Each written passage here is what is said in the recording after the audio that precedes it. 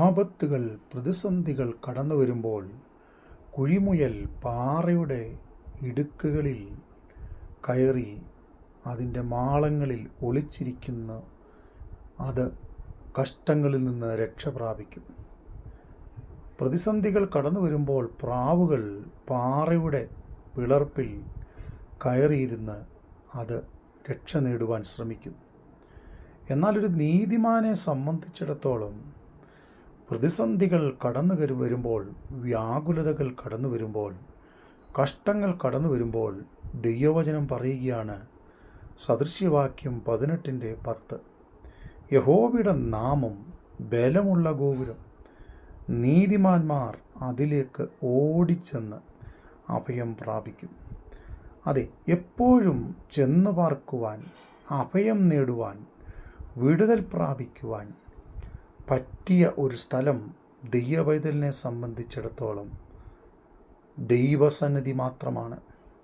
ദൈവസന്നിധിയിൽ നിന്ന് അവന് ലഭിക്കുന്ന സംരക്ഷണം അത് ആഴമേറിയതും വിശാലവുമാണ്.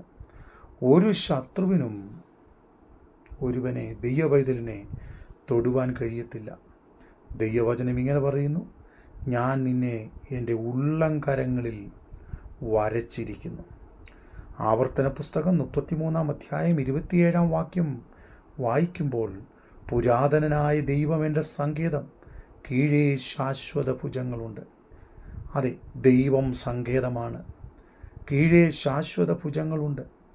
വഴുതിപ്പോകുവാൻ, വീണുപോകുവാൻ, തകർന്നു പോകുവാൻ, നഷ്ടപ്പെട്ടു പോകുവാൻ ഇടവരുന്ന സാഹചര്യങ്ങൾ കടന്നു വരുമ്പോൾ ദൈവം ഒരു ദൈവപൈതലിന് അനുഗ്രഹമായി വെളിപ്പെടുന്നു. 46 സങ്കീർത്തനം അതിൻ്റെ 1-3 വരെ, ദൈവം നമ്മുടെ സങ്കേതവും ബലമാകുന്നു, കഷ്ടങ്ങളിൽ അവൻ ഏറ്റവും അടുത്ത തുണയായിരിക്കുന്നു. അതെ, കഷ്ടങ്ങളിൽ ഏറ്റവും അടുത്ത തുണയായി തൻ്റെ ഭക്തന്മാരോട് ദൈവമുണ്ട്. 91 സങ്കീർത്തനം 14-15 വായിക്കുമ്പോൾ, അവൻ എന്നോട് പറ്റിയിരിക്കാൽ ഞാൻ അവനെ വിടുവിക്കും. അതെ, ദൈവത്തോട് പറ്റിയിരുന്ന ഒരുവൻ ജീവിക്കുവാൻ തയ്യാറാകുമ്പോൾ ഒരു ദൈവപൈതലിനെ വിടുവിക്കുന്ന ദൈവം. ദൈവവചനം ഇങ്ങനെ പറയുന്നു, യോഹന്നാന്റെ സുവിശേഷം 14 അതിൻ്റെ 13-14 നിങ്ങൾ എൻ്റെ നാമത്തിൽ അപേക്ഷിക്കുന്നതൊക്കെയും പിതാവ് പുത്രനിൽ മഹത്വപ്പെടേണ്ടതിന് ഞാൻ നിങ്ങൾക്ക് ചെയ്തു തരും. അതെ, ദൈവത്തോട് യാചിക്കുന്നതൊക്കെയും ദൈവം തൻ്റെ ഭക്തന്മാർക്ക് വേണ്ടി ചെയ്തു തരുന്നു. ദൈവം ബലമുള്ള ഗോപുരമാണ്, ദൈവം വീണ്ടെടുപ്പുകാരനാണ്, ദൈവം രക്ഷയുടെ പാറയാണ്.